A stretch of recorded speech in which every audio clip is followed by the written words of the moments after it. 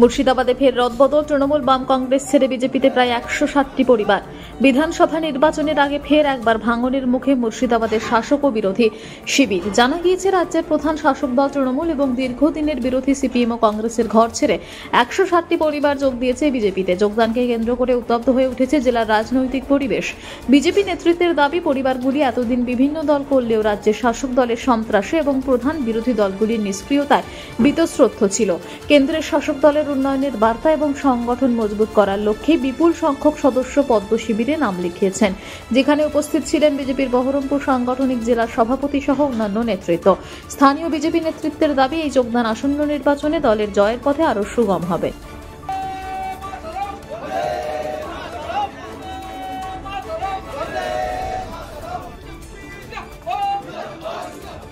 এবং তার দলের যে ভ্রষ্টাচার বাংলা জুড়ে এবং সংখ্যালঘুদেরকে বিভিন্ন ইস্যুতে ভয় দেখানো আর শুধুমাত্র মিথ্যা কথা বলে যে সংখ্যালঘুদের 100% কাজ করে দিয়েছেন, কিন্তু কোনো কাজ হয়নি।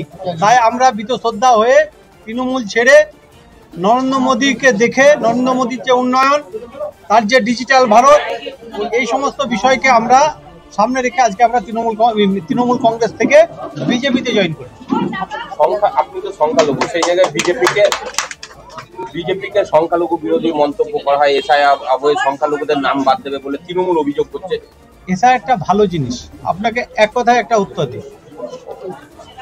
আমি মোহাম্মদ জালালউদ্দিন, ডাকনাম আফাজ নামে সর্বাধিক পরিচিত। আমার বাবার নাম হচ্ছে মোহাম্মদ জিকরিয়া।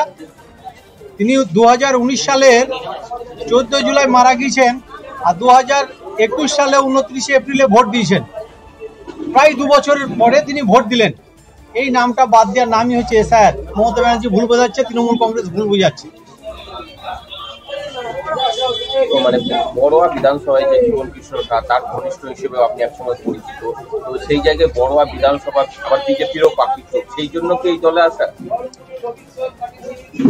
আমরা বড়োয়া বিধানসভার বিধায়কটা নরেন্দ্র মোদীর হাতে তুলে দিতে চাই এবং ভারতবর্ষের যে উন্নয়ন সেটাও যাতে বড়োয়াতে পৌঁছায়, এটাই আমাদের মূল উদ্দেশ্য।